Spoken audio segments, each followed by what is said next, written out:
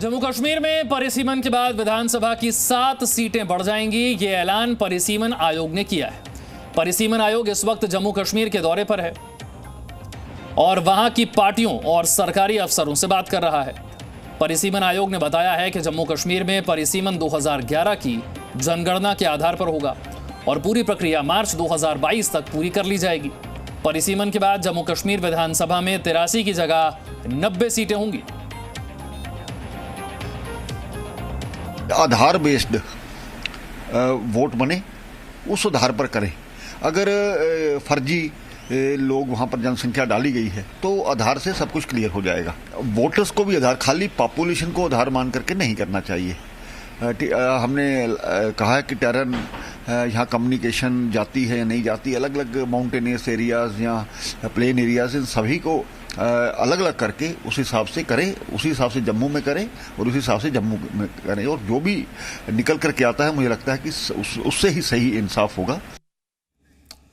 और जम्मू कश्मीर में जब परिसीमन की बात हो रही है तो आपके लिए यह समझना जरूरी है कि यह परिसीमन जरूरी ही क्यों है। आपको यह बताते हैं, पिछले 26 साल से जम्मू कश्मीर में परिसीमन हुआ नहीं, इसीलिए इसकी जरूरत है।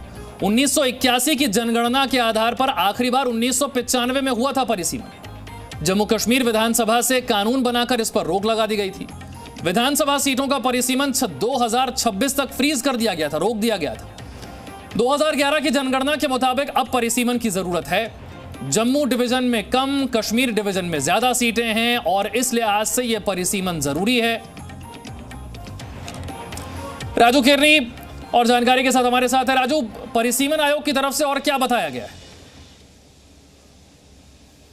देखिए, परिसीमन आयोग ने अपने दौरे को सफल दौरा बताते हुए कहा कि बेशक उनका ये पहला दौरा है, लेकिन जिस तरीके से उनको डेलीगेशन मिलने के लिए आए, जिस तरीके से उन डेलीगेशंस के लोग आए, उन्होंने अपनी समस्याएं रखी, उन्होंने अपने एरियाज़ की ज्योग्राफिकल डिफ़िकल्टीज़ बताई, वो सारी चीज़ें उन्होंने कहा कि हमने वो सारी चीज़ें ध्यान से सुनी है। उसके बाद ही हम तय करेंगे जो 7 सीटें देनी हैं, जम्मू कश्मीर को बढ़ानी है, वो किस तरीके से बढ़ानी है। जब उनका ध्यान इस तरफ दिलवाया गया कि ये परिसीमन आयोग जो है, इसकी जो है पहले से ही निर्णय जो है ले लिया गया है। महबूबा मुफ्ती का ये आरोप है, तो उन्होंने बिना महबूबा मुफ्ती का नाम लिए हुए उन्होंने कहा कि इस आयोग पे उंगली उठाना गलत होगा। हम संवैधानिक तरीके से और कानूनी तरीके से पूरी प्रक्रिया को हम पूरा कर रहे हैं।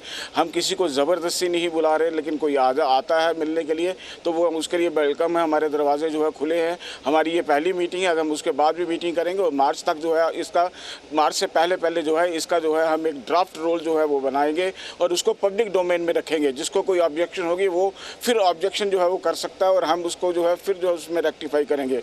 उन्होंने कहा कि हमारी प्रक्रिया पूरी बिल्कुल सही है। और साथ ही उन्होंने एक चीज़ जो उन्होंने इस पर साफ करी कि उन्होंने कहा कि लोगों ने जिस तरीके से उनको ये बताया, उन्होंने ये भी बताया कि 1981 में हुआ था और उसके बाद जो है 1995 में परिसीमन हुआ और 2011 का जो है उनके पास लेटेस्ट जो सेंसिस था, 2011 का सेंसिस जो है वो लेटेस्ट है। उसके बाद जो है सेंसिस नहीं हुआ है। तो इसलिए जब भी जो है उनकी आयोग जो है इस पर निर्णय लेगा सीटों के बारे में कि कौन सी किससे कार्य को करनी है, तो उसमें उन्होंने कहा कि हम इसमें ये पूरा ध्यान रखें कि जहाँ पे ज्योग्राफिकल डिफ़िकल्टीज़ हैं उनको कैसे मीट करना। उन्होंने ये भी कहा कि 1995 में यहाँ पे जब हुआ था तो 12 सीटें थी, 12 डिस्ट्रिक्ट थे, अब 20 डिस्ट्रिक्ट हैं।